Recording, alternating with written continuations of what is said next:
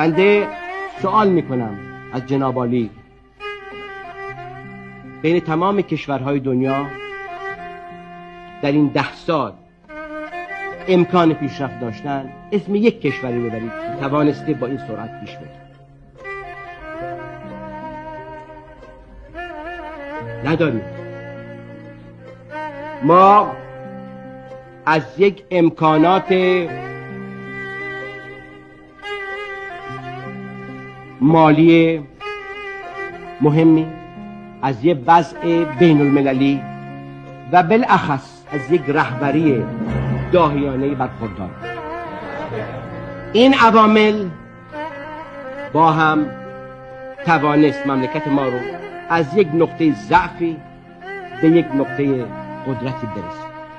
امروز باید قبول بکنیم و اینجاست که بنده ایراد میگیرم، باید قبول بکنیم که ما اگر در تمام قسمت‌های اقتصادیمون با سرعت پیش رفتیم و توانستیم از لحاظ اقتصاد کشوری در ردیف 15 کشور بزرگ دنیا باشیم، آیا از لحاظ فکری آماده این کار هستیم؟ نه.